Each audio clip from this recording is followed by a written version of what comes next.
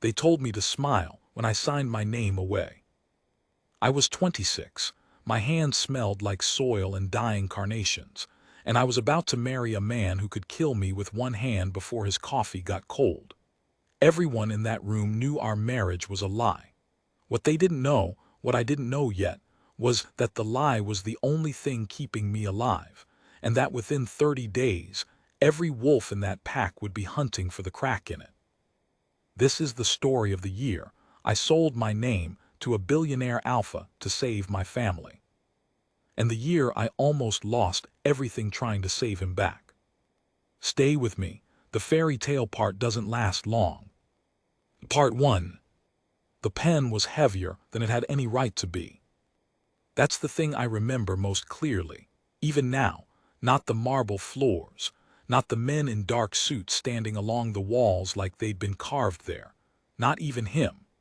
Just the weight of that fountain pen in my fingers, the way the gold barrel was warm because it had been sitting in a pocket against someone's body all morning, and the way my own hand wouldn't stop trembling over the line where it said bride.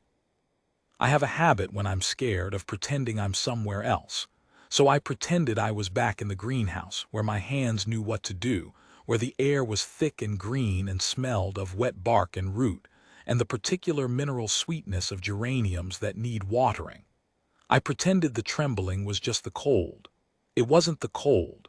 The room was warm. The trembling was the simple animal knowledge that I was making a decision I could not take back, in front of people who would not let me take it back. "You can read it again," he said.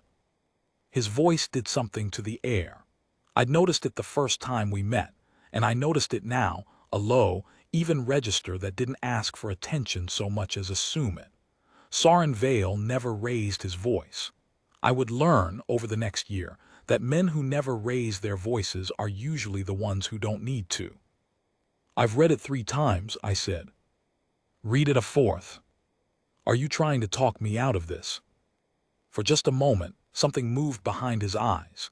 He was a beautiful man in the way a frozen river is beautiful. You could admire it, but you'd be a fool to put your weight on it.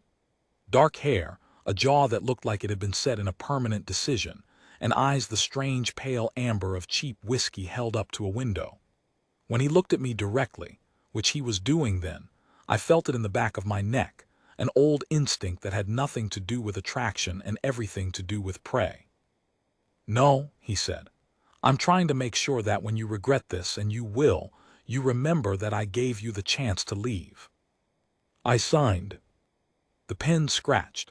The men along the walls did not move, but something in the room changed anyway, a collective exhale that I felt more than heard, like the whole space had been holding its breath and now allowed itself a slow, careful inhale. Soren Vale looked down at my signature next to his, and for one heartbeat his shoulders dropped a fraction of an inch, and I understood in that small motion that this man had been more afraid than I was. That should have warned me. Powerful men who are afraid are the most dangerous kind, because they have so much to lose and so many ways to make you carry the cost. I capped the pen and set it down on the table between us, lining it up neatly against the edge of the contract, because my mother raised me to leave things tidy, and I said, "So, are we married now, or is there a part where someone reads vows?" "There's a part," he said, "but you won't like it. Let me go back. You need to know how a florist ends up signing her life over to the most feared man in the city, and to understand that, you have to understand the greenhouse. My grandfather built it with his own 2 hands the year my father was born. Glass and white-painted iron, a long, humid lung of a building that breathed out warmth even in February, sitting on a quarter-acre at the wrong end of a neighborhood that had been the right end once. Callaway's. The sign out front had been hand-lettered by my grandmother and repainted by my mother and touched up by me, in that order, 3 generations of women keeping the same 6 letters from fading. We sold cut flowers and seedlings and funeral wreaths and the occasional wedding's worth of peonies, and we did not, by any measure that a bank would recognize, make money. What we made was a life. My younger brother Theo and I grew up in the rows between the planting tables, learning the Latin names of things before we learned cursive. After our parents died, a winter, black ice, a guardrail that gave way. I don't talk about it, even now, the greenhouse was the only thing left that still felt like them. Theo was 19. I was 23. I dropped everything I'd been pretending to want and came home and kept the glass warm. And then Theo got sick. I won't catalog it. There's a particular cruelty in the arithmetic of American medicine, and you've heard it before or you've lived it, and either way the numbers don't get less obscene for being repeated. What you need to know is this. There was a treatment, and there was a number attached to the treatment, and the number was so far beyond anything Callaway's could produce that when the financial counselor at the hospital said it out loud, I laughed. I actually laughed, this awful bright sound, and she looked at me with such practiced pity that I had to leave the room. I took a second mortgage on the greenhouse. I sold my mother's ring. I worked 18-hour days through a wedding season and a funeral season and the bleak dead weeks of January when nobody buys flowers, and it bought us time, and time ran out, the way it does, and that is when Vail Holdings entered my life. They didn't come as a threat. That's the part nobody believes. The note on the greenhouse, the second mortgage, the debt the bank had sold and sold again, until it landed somewhere I couldn't trace, turned out to belong to a subsidiary of a holding company, and the holding company was Vail. I found this out the day a courteous young man in a good coat appeared in my doorway, stepped carefully around a flat of marigolds, and informed me that the property would be transitioning to new use and that I had 60 days to vacate. I went downtown to fight it. I had no money for a lawyer and no idea what I was doing, and a manila folder full of papers I didn't understand, and I marched into the lobby of Vail Holdings with the specific reckless courage of a person who has nothing left to protect that they aren't already losing. They almost didn't let me up. I want to tell you I was brave. The truth is I cried at the security desk, not strategically, just from exhaustion, and a woman with kind eyes and an earpiece made a call she probably shouldn't have made. And 20 minutes later I was riding an elevator so smooth it felt like standing still, up to a floor with windows on every side, and a view of the whole gray sprawl of the city laid out below like something a child had spilled. And Soren Vail was standing at the glass with his back to me, and he turned around, and he looked at me, and he went very still. I didn't understand that stillness then. I thought I'd offended him by existing. Later I would learn what it meant, that the moment a particular kind of wolf catches a particular kind of scent, the whole machinery of his body locks up while some older part of him does the math. But in that moment, I just saw a powerful man go quiet, and I mistook it for contempt, and contempt made me angry, and anger made me brave at last. "You're taking my home," I said. "My brother is dying and you're taking the only thing I have left to sell for what, parking? A condo. Tell me it's something that matters and I'll feel better about it, I swear to God." He said nothing for a long moment. Then he said, "Sit down, Miss Callaway." "I'd rather stand." "You're swaying." I hadn't eaten. He saw it before I did, which I would also learn was very like him. He noticed bodies, hunger, fear, the small physical truths people tried to hide, the way other men noticed the weather. He came around the desk and pulled out a chair, not gently exactly, but with a kind of efficient certainty, and I sat because my legs had decided the matter for me. He poured me a glass of water from a carafe and set it down and watched me drink it. And then he asked me a question that had nothing to do with my greenhouse. "How would you feel," he said, "about getting married?" I thought he was insane.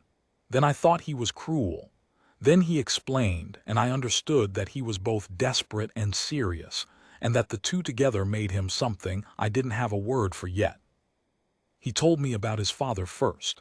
Magnus Vail had died 11 days earlier, heart. In his sleep, an ordinary death for an extraordinarily unordinary man, and Soren had inherited everything. The company, the fortune, And the other thing, the thing I didn't believe until I saw it, which was a position of authority over a community I'd never heard of and would never have been allowed to hear of. A network of families bound by blood and old law, of which Vale Holdings was merely the public, profitable face.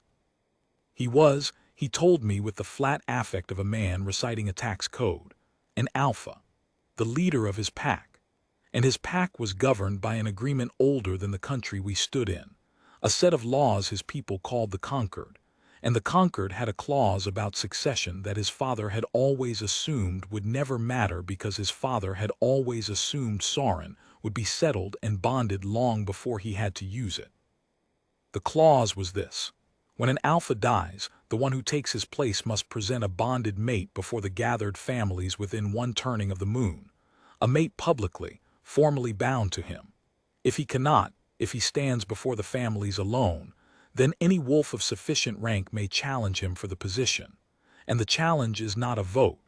The challenge is a fight in the old way, and it ends when one of them yields or one of them stops breathing. And someone's going to challenge you, I said. My cousin, he said, Garrick. He's been waiting for this his entire life.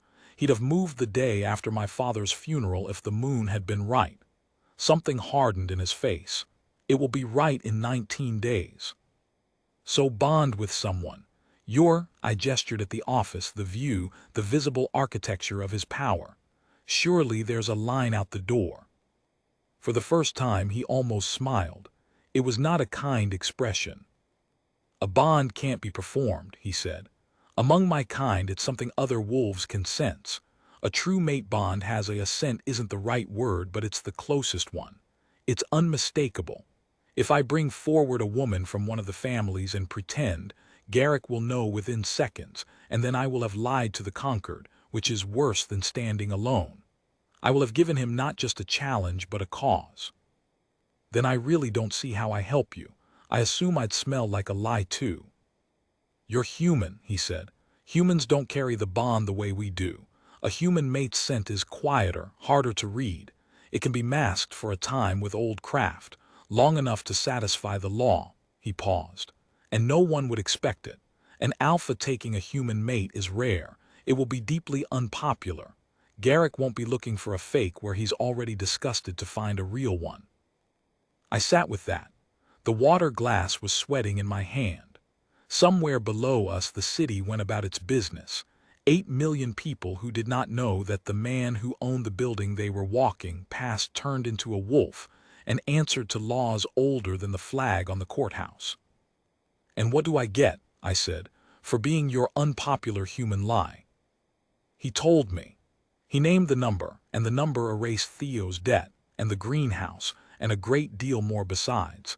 And I felt the floor tilt under me the way it does when something you have wanted so badly you stopped letting yourself want it is suddenly placed in your hand. 1 year, he said. We're publicly bound. You live at the estate, it has to look real, and there are reasons of safety. At the end of the year we annul it quietly. You walk away with everything I promised, and you never speak of any of this to anyone ever. That last part isn't a request. I should have asked more questions. I had so many questions. But Theo had a treatment scheduled for the following Tuesday that the hospital was going to cancel, and the greenhouse had a clock on it. And my mother's voice in my head was saying, "Don't be proud, Wren. Pride doesn't keep the glass warm." "What did you mean," I asked instead, "when you said I'd regret it?" He looked at me for a long time. "Garrick is going to lose his future the day I present you," he said. "Men like Garrick don't lose quietly. The moment you wear my name, you become the most efficient way to hurt me that exists in the world." He said it without drama, which made it worse. "I'll protect you. I'm very good at it, but I won't insult you by pretending you'll be safe. So, now you know, read the contract a 4th time." I read it a 4th time. Then I signed. The vows, he was right, I did not like. They didn't happen in a church. They happened 3 days later, at night, in a clearing in old forest 2 hours north of the city, on land that according to the public record belonged to a wildlife trust, and according to everyone in that clearing belonged to the families. There were maybe 200 of them. I had spent my whole life believing I knew what people looked like, and I stood at the edge of that clearing in a borrowed dress with my heart going like a trapped bird and understood that I had not known the half of it. They were too still. They were too quiet. When they looked at me, they looked at all of me at once, the way you look at a thing you're deciding whether to eat. I found out later that the binding craft Soren had spoken of, the old way of masking a human scent, required something of me too.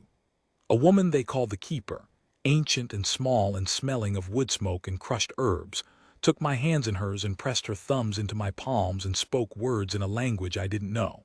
And when she was done, there was a mark there, on each palm, faint as an old scar, that I would carry for the rest of my life.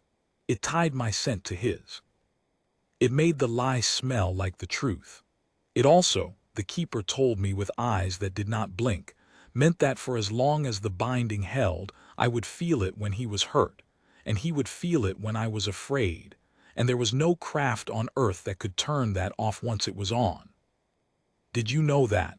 I hissed at Soren as we walked into the center of the clearing. Yes, he said. Were you going to tell me? I'm telling you now. Soren. Smile, he said low under his breath in a voice that for 1 second was almost gentle. They can smell fear, yours and mine. Give them something else to smell. So I smiled.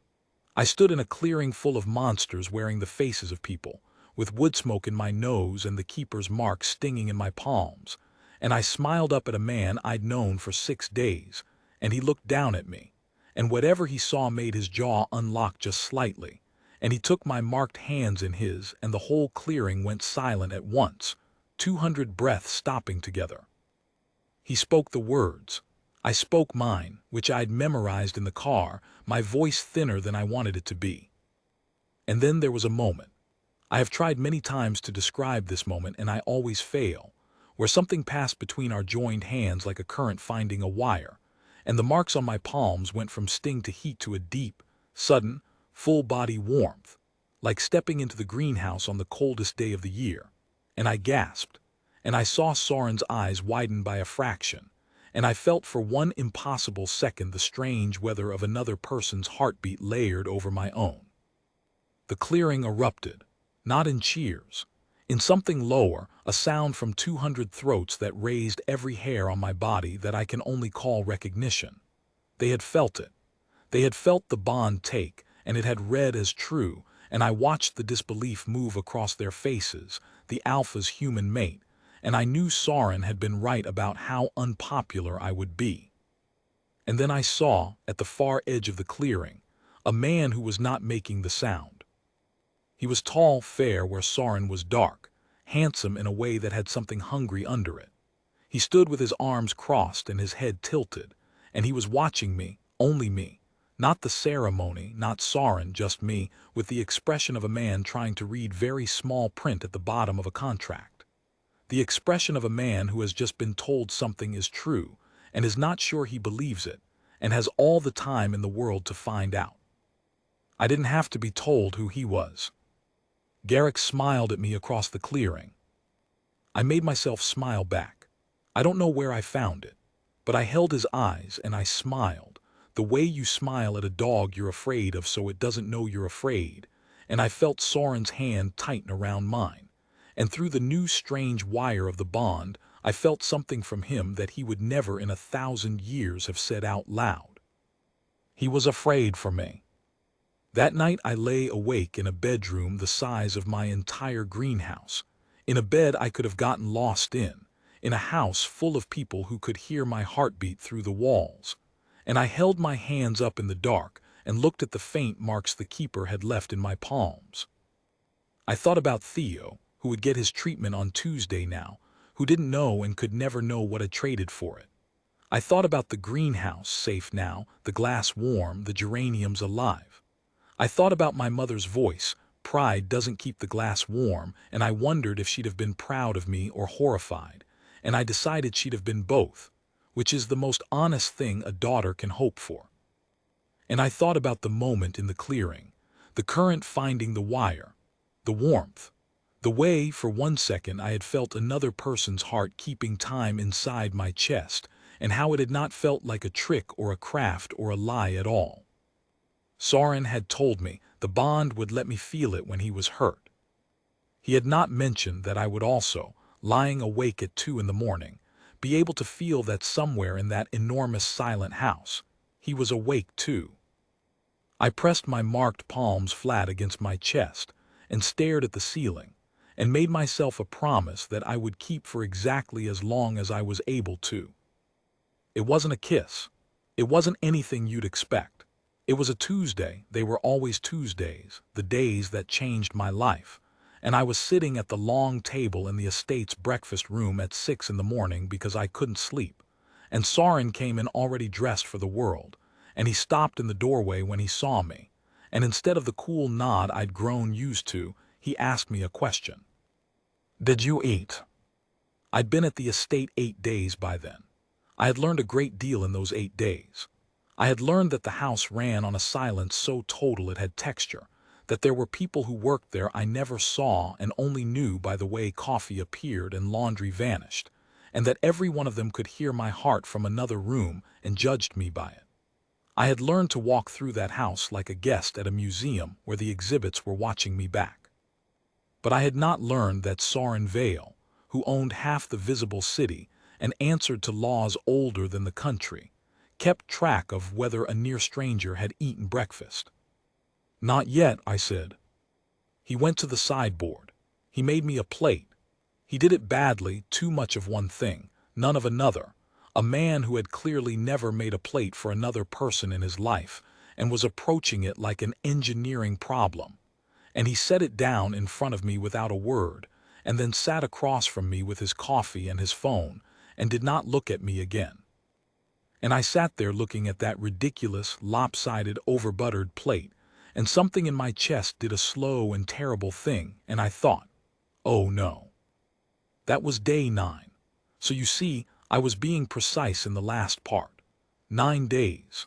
The promise held for 9 days, and then a man who didn't know how to make a plate of eggs made me one anyway, and I felt the whole architecture of my one good plan develop a hairline crack right down the center of it. I should explain about the bond, because by then I understood it better, and because you need to understand it to understand the rest.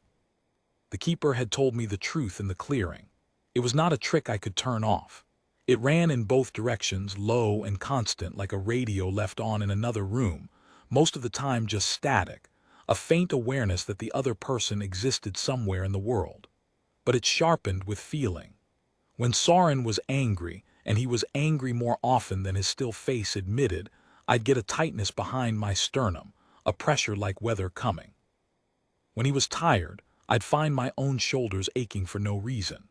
And once on day 6, I'd woken in the dark with my heart slamming and a cold, sick dread filling me up like water filling a sinking boat. And I'd lain there terrified for myself until I realized the fear wasn't mine. It was his. Somewhere in the house, the alpha who never raised his voice and never looked afraid was lying awake drowning in something, and the bond had carried it to me whole. I never told him I felt that, but after that night I stopped seeing him as a frozen river. You can't fear a man whose terror you've worn like your own skin. You can only, God help you, start to feel for him. I have a habit, Theo teases me for it, of sorting people into flowers. It's a florist's disease. You meet someone and some back room of your mind hands you a stem. The kind security woman from the lobby, the one who let me up, was a marigold, all warmth and stubborn brightness. The keeper was rosemary for remembrance, sharp and old. Garrick, when I finally got close enough to him to do it, was oleander, beautiful, glossy, every part of it poison. I could not sort Soren. I tried for weeks. Every flower I reached for was wrong. That should have told me something too. The greenhouse saved me in those weeks. Soren let me keep it, not just keep it, but keep going to it, 2 days a week, driven there and back by a man named Bram who had a neck like a fire hydrant and the soul of a librarian, and who would sit in the car reading paperback mysteries while I worked. The greenhouse was the one place the silence of the estate didn't follow me. I'd push open the door, and the warm green breath of it would close over me, and I'd put my hands in the soil and become myself again for a few hours. Theo came by on the second of those days. He didn't know. That was the hardest part of the whole arrangement, harder than the wolves, harder than Garrick sitting across from my own brother at the potting bench, watching color come back into a face I'd been afraid I'd bury, and lying to him about where I'd been living and why. "You seem different," he said, repotting a fern with the careless competence of someone who'd done it 10,000 times. "Good different. You got a guy." "I'm running the business, Theo. I don't have time for a guy." He pressed soil down around the roots. He was getting stronger. The treatment was working, the treatment I'd sold my name for, and the relief of that was so enormous it had nowhere to go and kept leaking out of me as tears at strange moments. "You used to look like you were carrying the whole greenhouse on your back. You don't anymore." He glanced up. "Whatever it is, don't lose it." I almost told him everything, right there, with the smell of wet ferns around us. I almost said, "Theo, I married a monster to keep you alive, and I think I might be falling for him, and there's a man named Garrick who wants us both dead." I watered the orchids instead. The families came to the estate on the 14th day. It was framed as a dinner. It was not a dinner. It was a test, the way everything in that world was a test, wearing the clothes of something gentler, a formal gathering of the senior bloodlines of the pack to take the measure of the alpha's new mate, to decide, collectively and without ever saying so, whether they would accept me or whether I was a wound they could open. The keeper came early to renew the binding craft. She took my hands again in the small room off the library and pressed her thumbs into the marks and frowned, and the frown frightened me more than anything had since the clearing. "It's thinning," she said. "What does that mean?" "It means the craft is old and the lie is large and the two are wrestling." She looked up at me with those eyes that didn't blink. "It will hold tonight. It will hold a while yet. But a true bond grows and a crafted one fades, child. That is the nature of the difference, and there will come a night when there is not enough left to mask, and on that night you had better be far away from anyone with a nose and a reason." She paused. "Tonight the cousin will be here. Keep your fear small. Fear thins it faster than anything." So I went down to dinner with thinning marks on my hands, and a heart I no longer trusted, into a room full of people who could smell a lie, to be measured by the most dangerous family in the city. I wore green. I'd insisted on green, the deep blue-green of you, because it was the only color that made me feel like I had roots. Soren met me at the bottom of the stairs and looked at me for a moment too long, and through the bond I felt something flare and then clamp down hard, and he offered me his arm in front of 50 watching wolves and murmured, so low only I could hear it, "You look like you grew here." It wasn't a line. He didn't have lines. That was the problem with him. The dinner was a held breath 3 hours long. I learned the names of the bloodlines and forgot most of them. I learned to eat slowly and laugh quietly, and let Soren's hand rest at the small of my back like it belonged there. I caught the eyes of old women who looked at my human face with open distaste and old men who looked at it with something worse, like calculation. I performed a marriage at a table full of predators, and I was good at it, and the being good at it scared me, because it meant the lie was getting comfortable in my mouth. And across the table all evening, Garrick watched me. He was charming. That's what people never understand about men like Garrick. They expect a snarl, and instead they get a smile, white and easy, a hand extended, a remembered compliment. He asked me about flowers. He'd done his research. He knew about Callaway's, knew the word florist, turned it over like a coin he was deciding whether to spend. He told a story that made the whole table laugh and made me, for one disarmed second, almost laugh too, before I remembered what he was. Oleander, every glossy poisonous inch of him. "It's remarkable," he said to me, late in the evening, leaning in with his wineglass while Soren was drawn into talk at the other end of the table. "You, here, a human bonded to an alpha. Do you know how rare that is, Ren? I can count the times on one hand, and every one of them was the truest thing anyone had ever seen." He smiled. It must be quite a thing to be loved like that. It is, I said. Tell me what it feels like. His eyes didn't leave mine. The bond, they say humans feel it differently. I'm curious. The marks on my palms went hot, not warm, hot, the wrong kind of heat, and I knew with a lurch that this was it. This was the test, that under the table this man was reaching out with whatever sense his kind had and trying to taste the truth of me. I felt the lie inside me like a held coal.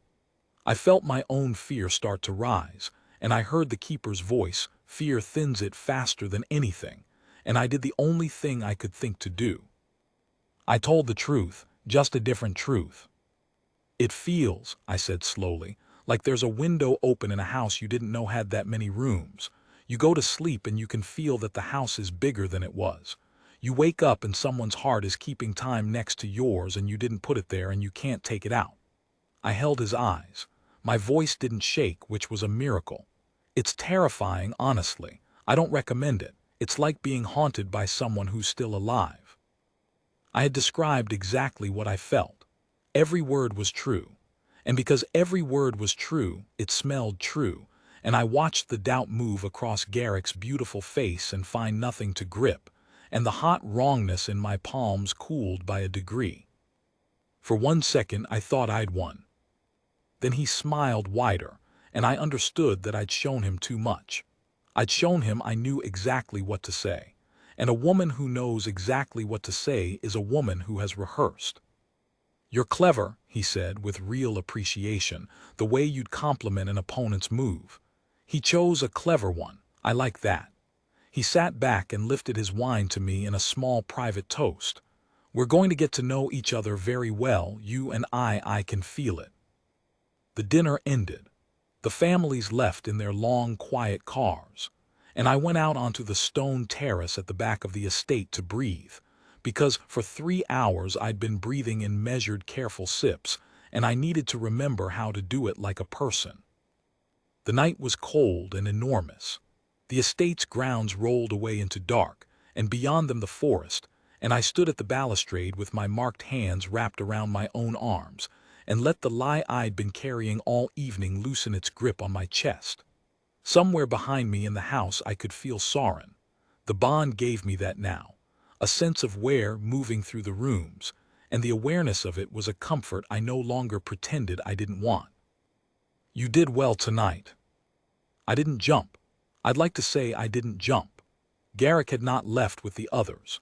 He was standing at the dark end of the terrace, where the light from the windows didn't reach, and he came toward me without hurry, and every animal cell in my body told me to run, and I made myself stand still because running is what prey does, and I had decided, somewhere in the last 2 weeks, that I was done being prey. I thought you'd gone, I said. I wanted to say good night properly. He stopped a careful distance away, hands in his pockets, the picture of a relaxed man, just us, no table, no audience, his head tilted. You can stop performing for a minute, Ren. It must be exhausting. I don't know what you mean.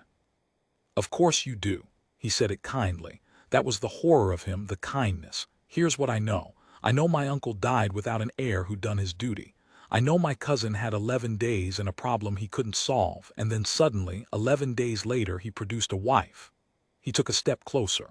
The marks on my hands began, very faintly, to burn. I know that wife is human, which is convenient because a human's bond is hard to read. And I know that tonight, when I reached out to taste the truth of what's between you, I found something real, but I also found something underneath it. Old craft, keeper's work, a mask, he smiled. You smell of 2 things, Ren. You smell of him, and you smell very faintly of wood smoke and crushed herbs, and I have to ask myself, why would a true mate need a mask? The terrace was very quiet. The cold had teeth now. I thought about screaming, but he'd hear Soren coming before I finished drawing breath. I thought about lying, but he'd already laid the lie out on the table between us like a card. So I did the only thing left. Guessing, I said. My voice came out flat and steady, and I have never in my life been prouder of anything. You felt the keeper's craft, sure. We're newly bonded. The families distrust a human mate. You watch them do it all night. The keeper laid protection so the gossip wouldn't poison something real before it had a chance to root. I lifted my chin. You're not the only one who can smell fear, Garrick. The whole family's been afraid of me since the clearing. We took precautions. That's not a crime. That's just being careful in a house full of people who'd love to find a reason. I watched it land. I watched him reconsider.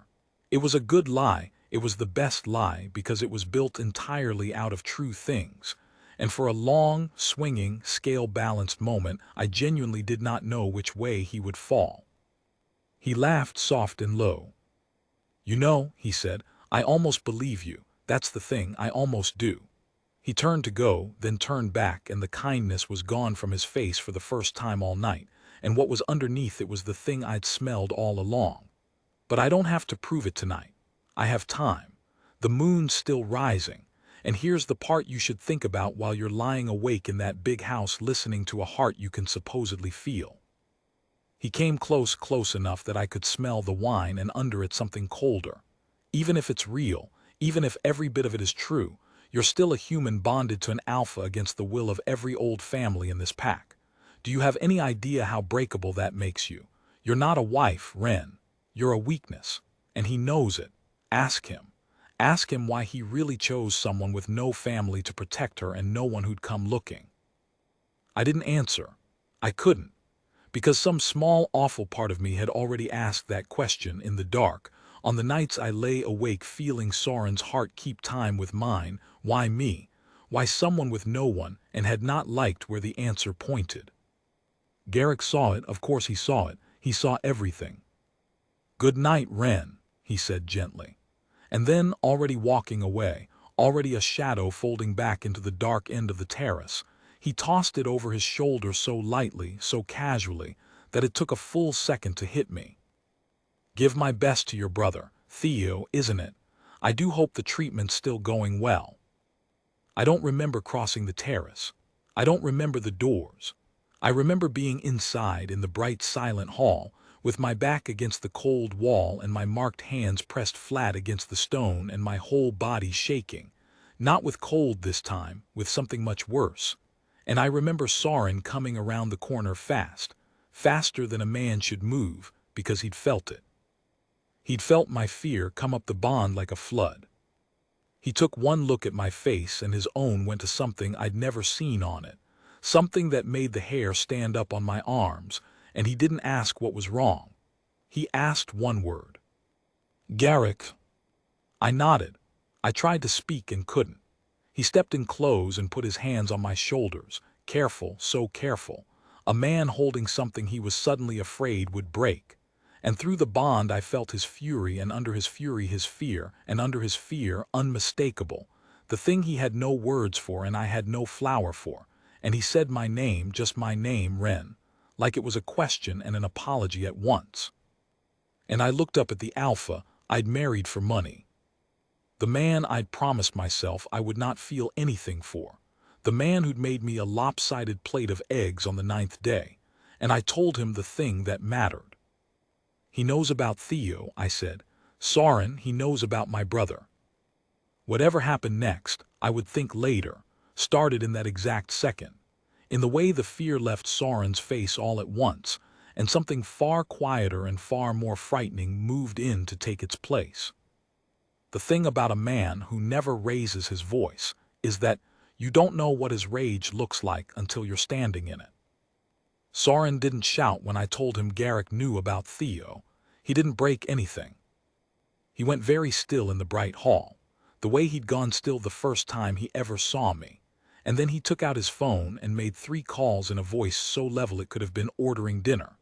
And by the time the sun came up, there were 2 people I'd never met living in the apartment above Theo's, and a man named Della shadowing him to and from the hospital, and a quiet word had gone out through channels I'll never understand that the boy was spoken for. He won't touch Theo, Soren told me at the breakfast table where it had all started, the morning after. Not directly. It would break the oldest law there is, moving against a mate's blood outside a sanctioned challenge. Even Garrick won't do that. It would turn the families against him faster than anything I could do. Then why did he say it? Because he doesn't need to touch him. Soren set down his coffee. His knuckles were white around the cup, the only tell. He needs you to believe he might. He needs you afraid. Fear is the only weapon that works on you because you've got nothing else for him to take.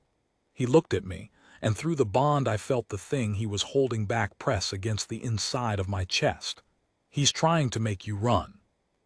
And if I run, then I stand at the reckoning alone in 3 days, he said, and the law gives him his challenge, and we find out which of us is faster.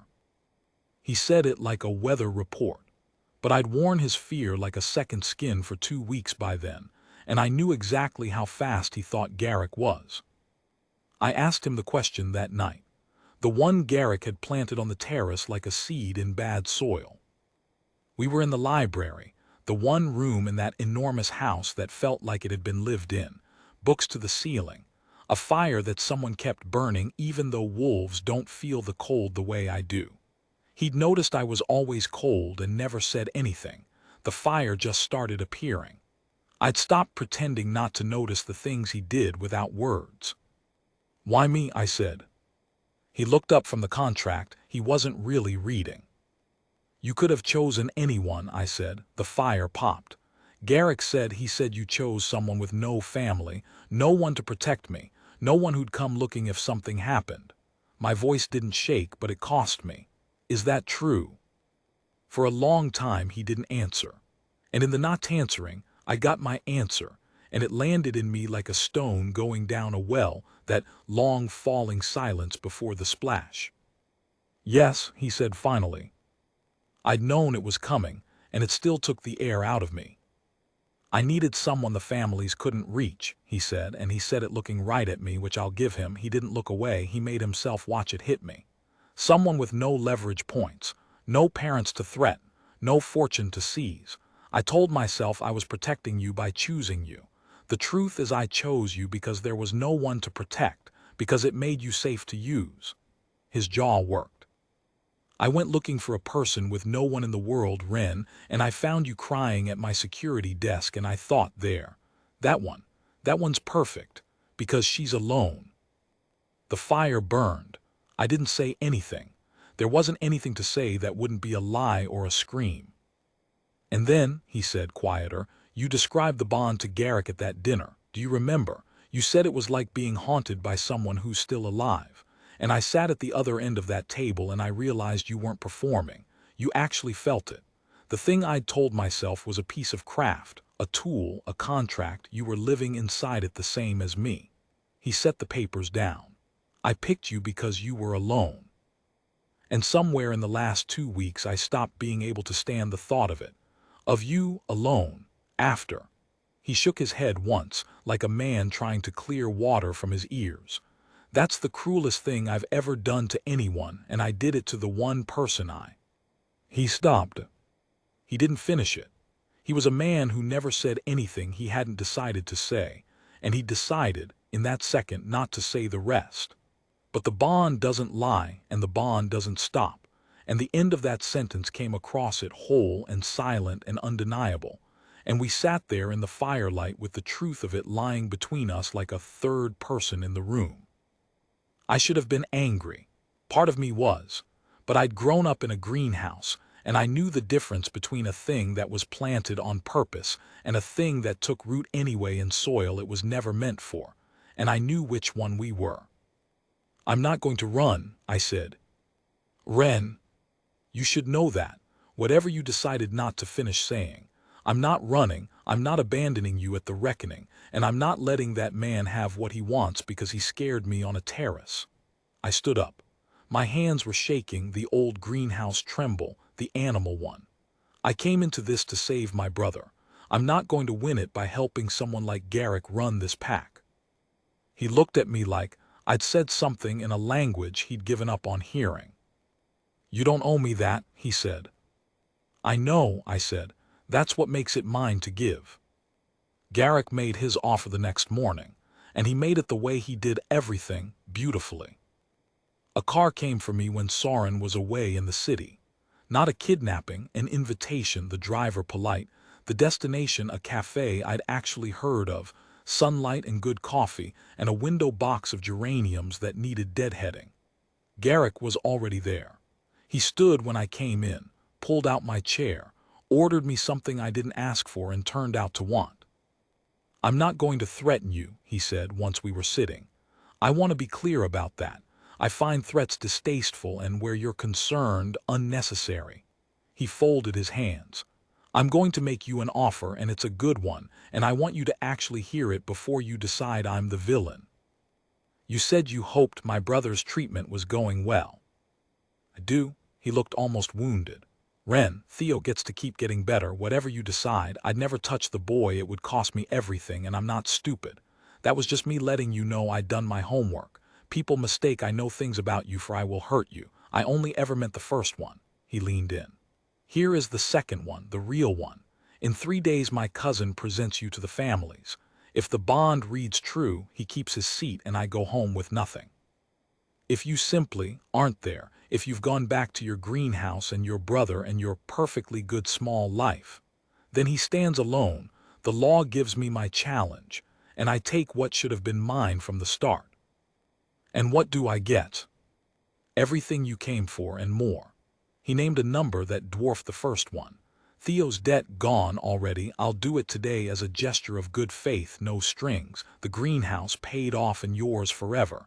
And the thing you actually want, which you won't admit to wanting." His eyes were steady.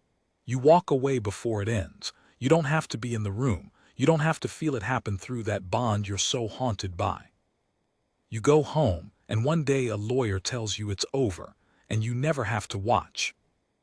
I understood then how good he was, because he hadn't offered me money to betray Soren. He'd offered me a way not to witness it. He'd found the exact shape of my fear, not poverty, not even Theo, but the thing I'd lain awake dreading since the keeper told me the bond would carry his pain, and he'd offered to make it so I'd never have to feel Soren die. "You feel it, don't you?" Garrick said gently, watching my face. "When he's hurt, the keeper's mark runs both ways. If you're standing there when I win, Ren, you'll feel every second of it.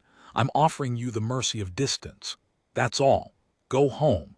Let it be quick and far away.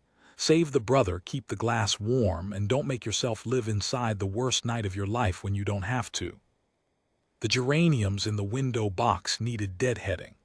I remember staring at them, the spent brown blooms among the bright ones, the way nobody ever bothers to pinch them back. And I thought about how a single dead head left on the stem tells the whole plant to stop, to give up, to put its energy into dying instead of blooming. You have to be willing to break off the dying part. You have to be a little ruthless to keep a thing alive. "No," I said. He blinked. It was the first genuinely surprised thing I ever saw him do. "Ren, you did your homework," I said, and I stood up, and my voice was steady because the dead-headed geraniums had told me how to be. "But you missed something. You think the worst night of my life would be feeling him die. It wouldn't. The worst night of my life would be sitting in my greenhouse 3 days from now, watering orchids, knowing I'm the reason he stood alone." I pushed my chair in neat, the way my mother taught me. "I'd feel that for the rest of my life, Garrick. There's no distance far enough for that one. You can't outrun the dead heads. They follow you." I walked out into the sun. My legs held.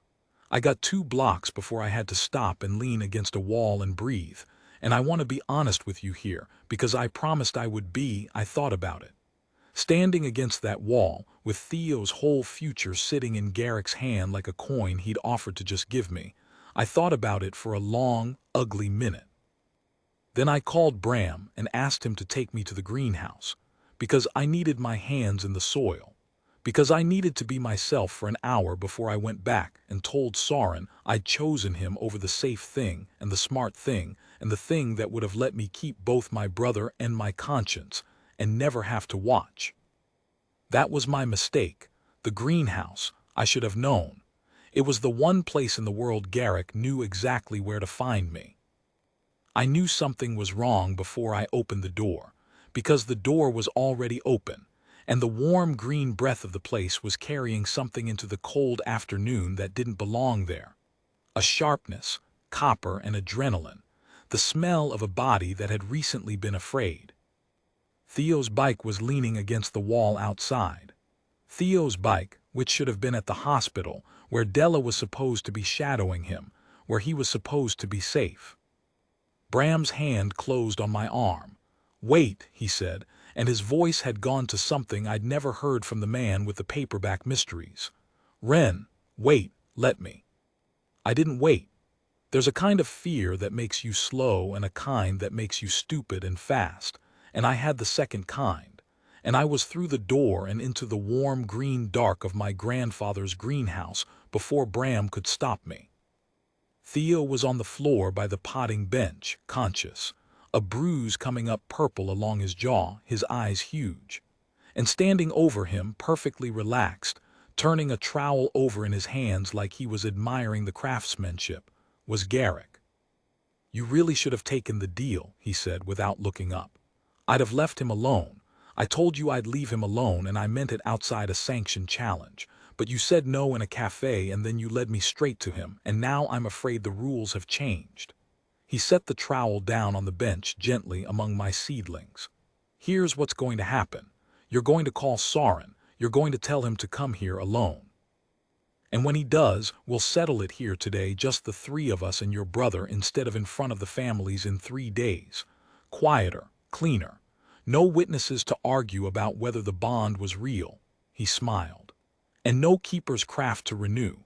By now it's thin enough that I'll be able to taste the lie myself, and I'll have witnessed it, and that will be that." "Don't," I said. "You don't have to. Theo's not part of this." "Theo was always part of this. He's the reason there's a deal to break." Garrick crouched down to Theo's level, almost kindly. "Nothing personal, kid. You just love your sister and she loves you, and that's the most useful thing in the world to a man in my position." I didn't call Soren. I didn't have to. Because the bond doesn't lie and the bond doesn't stop. And the moment I'd come through that door and seen my brother on the floor, the fear that went off in me had gone straight up the wire. And somewhere in the city, a man in a meeting had stood up so fast he'd knocked over a chair. And he was already coming, faster than a man should move, faster than Garrick could have planned for. Soren came through the greenhouse door like the weather. I won't pretend I understood everything that happened next. It was fast, and it was loud, and it was not the controlled, contained man I'd watched make phone calls in a level voice. This was the thing under the man, the thing the families feared, the thing the conquered had laws to manage. And for the first time I saw why an alpha was an alpha, why 200 wolves had gone silent when he spoke in the clearing. Glass broke. A planting table went over, and 3 generations of my family's careful work spilled across the floor in a wave of soil and roots and shattered terracotta. Garrick was fast, Garrick was so fast, and Soren was faster, and the two of them came together in the green dark with a sound that I felt in my teeth, and Theo grabbed my arm and dragged me back toward the wall, and Bram put his body between us and the fight without being asked. And then it happened, the thing Garrick had promised me. The thing I'd refused his offer specifically so I wouldn't have to outrun. I felt Soren get hurt. It came through the bond like a door slamming on my own hand. A white, total, breath-stealing wrongness that dropped me to my knees in the spilled soil of my grandfather's greenhouse. And across the wreckage I saw Soren go down.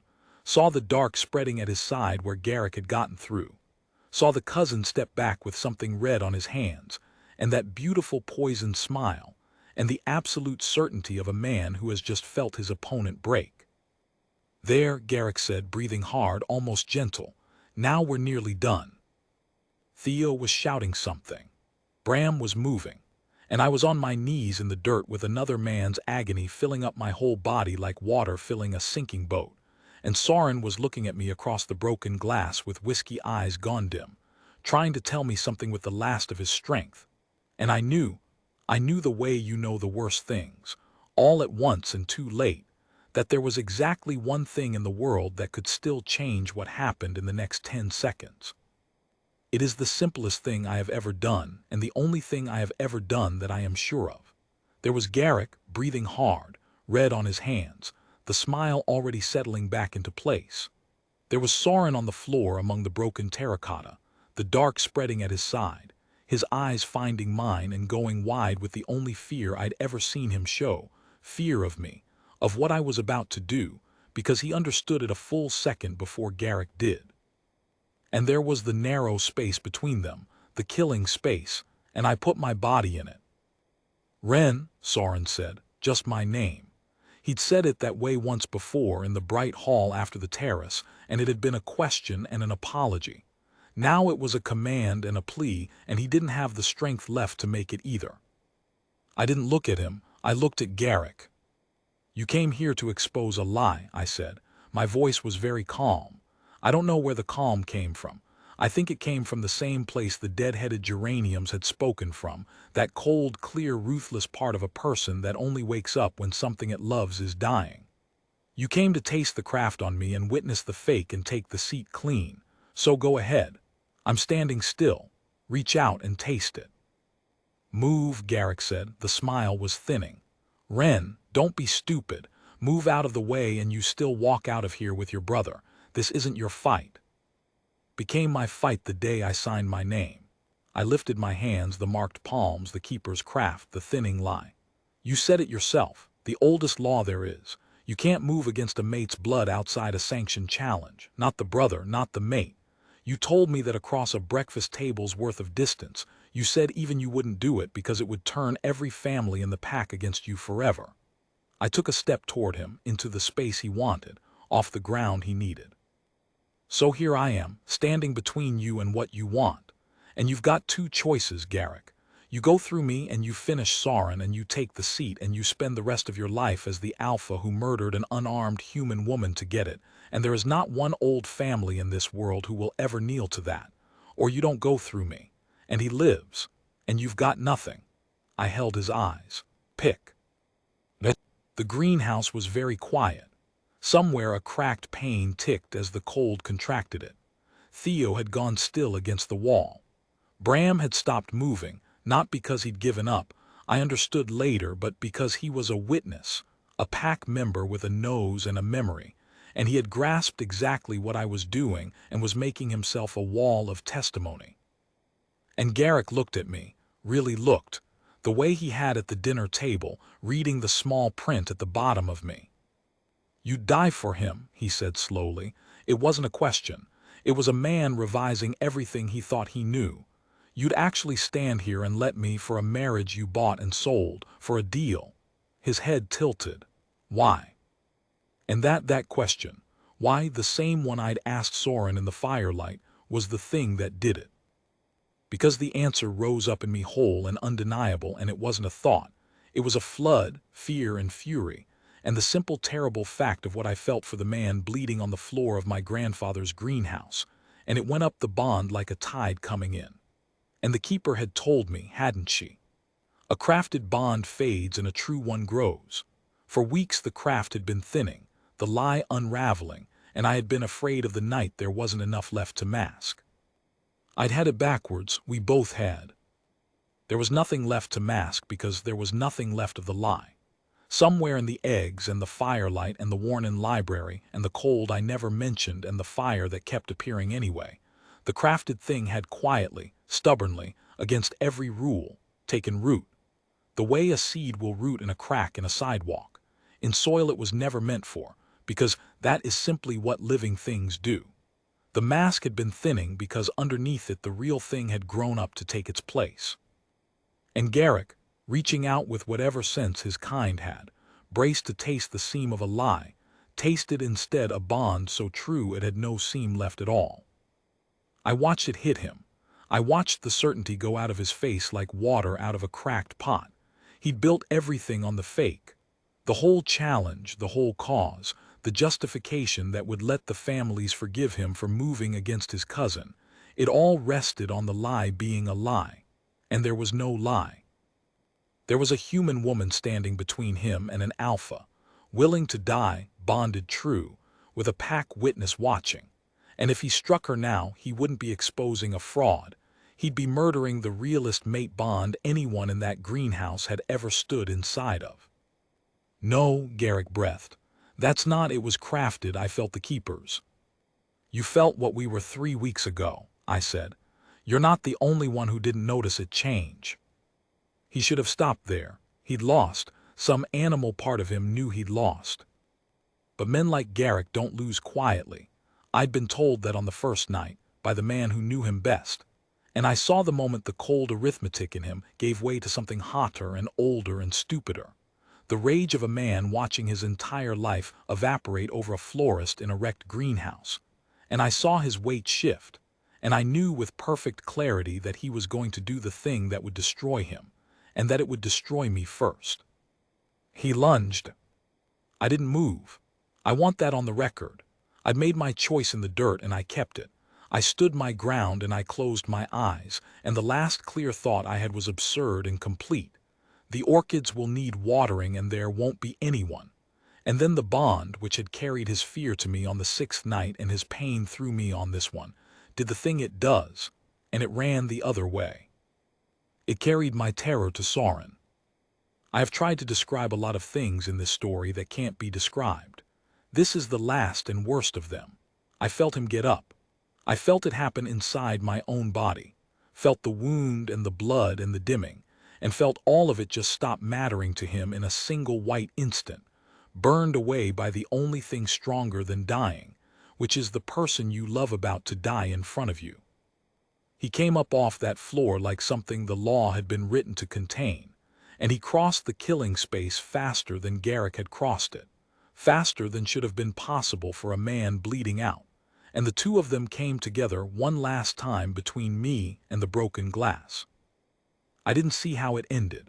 My eyes were closed. I heard it, a short, terrible sound, and then a longer silence. And when I opened them, Garrick was on the floor and Soren was standing over him swaying, one hand pressed to his side, and the cousin who'd smiled at me across 200 wolves was looking up at the both of us with an expression I'd never seen on him. Not rage, not even fear. Disbelief. The plain, stunned disbelief of a man who had been so certain it was a lie that he'd bet his life on it and lost because it wasn't. It was real, he said, to himself, I think. The whole time it was real. No, Soren said. His voice had almost nothing left in it. It wasn't, not at the start. He looked at me, whiskey eyes gone dark, but finding mine, always finding mine. She made it real, while you were busy looking for the seam. He didn't kill Garrick. I want you to know that, because I think it's the truest thing about him and the part nobody believes. He could have. By every law of the conquered, after what Garrick had done, moving outside a sanctioned challenge, raising a hand toward a mate, Soren had the right, and the families would have called it justice. Bram had witnessed it. Theo had witnessed it. It would have been clean. Soren stood over his swaying cousin with his own blood running between his fingers, and he looked at him for a long moment.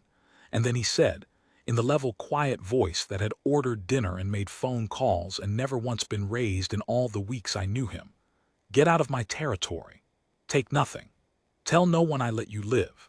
The families will know by morning what you did and what you are, and you'll spend the rest of your life knowing I could have ended it and decided you weren't worth the wait." It was, I realized, the crueler thing. He'd understood that about Garrick from the start, that for a man like that, losing was worse than dying, and being spared was worse than losing. He let him live the way you'd leave a dead head on a stem you'd given up on.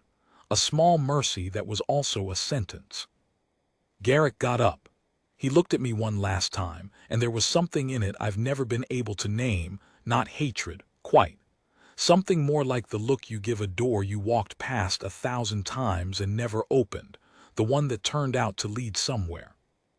Then he was gone, out into the cold, and the greenhouse was just a greenhouse again, wrecked and warm and full of spilled soil and the smell of broken roots. And Soren's legs went out from under him, and I caught what I could of him on the way down. Theo found out in the end. Not everything, not the part about wolves, which I will carry to my grave the way I was told to. But he found out his sister had married a stranger, and that the strange man bleeding on our greenhouse floor was the reason his treatment had never once been canceled, and that I'd done it without telling him, and he was furious with me for about a week. Then he came to the hospital, a different hospital, a private one, where Sauron was healing slower than his kind usually does because the wound had been a bad one and given freely. And he sat by the bed for an hour without speaking, and then he said gruffly, the way our father used to say important things sideways so they wouldn't feel too big. He kept appearing here. You know that. When you were asleep in the chair. He'd send people, fix things, never say his name. Theo turned a get-well card over in his hands. You told me once not to lose it, whatever it was that made you stop carrying the whole greenhouse on your back. He set the card down. I thought you meant a feeling. I didn't know you meant a person. He stood up. Don't lose it, Ren. He left before I could answer, which is also how our father would have done it. The reckoning came and went 3 days later, and it was the quietest one anyone could remember, because there was no one left to challenge and nothing left to expose. Sauron stood before the families, pale, healing, leaning on a cane he pretended he didn't need, and I stood beside him in the deep blue-green of you, because it was the only color that ever made me feel like I had roots, and the old men who'd looked at me with calculation looked at me now with something that wasn't acceptance, exactly, but was at least the silence of people who have run out of arguments. Because they could feel it, all 200 of them, reaching out the way their kind does. There was no craft on me that night. The keeper had offered to renew it, and I'd told her not to bother, and she'd looked at my palms, at the marks gone from scar faint to something warmer, something that had stopped being a wound and become a thing that simply belonged to me, and she'd smiled her rosemary smile and said, "No, I don't suppose you'll need it again." And that was the closest thing to a blessing I ever got from her. We never did the annulment. There was a date in the contract, a year out, a clean exit with everything I'd been promised. We just let it pass. Neither of us mentioned it. That's how it went with us.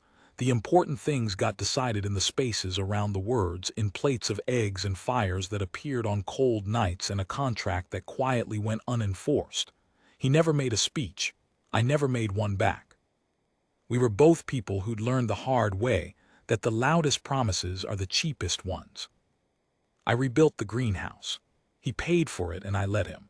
And I planted the whole thing over from seed. 3 generations of glass and iron filled with new green starting from nothing. And on the morning the first orchids bloomed, I stood in the warm, humid lung of my grandfather's life's work and felt, through the bond, that 2 hours away in a city full of people who didn't know what he was, a man had stopped in the middle of a meeting because he'd felt me be happy. That's the part I never tell anyone. How it feels to be loved by someone who can feel it when you're happy and comes home early because of it. I have a habit when I meet people of sorting them into flowers. I've told you that. The marigold woman at the security desk, the rosemary keeper, oleander Garrick, every glossy poisonous inch of him, gone now into whatever exile holds men who lose worse than they'd have died. I could never sort Sauron. The whole time, every flower I reached for was wrong, and it bothered me more than I'd admit, this one blank space in a habit I'd had my whole life. I know now.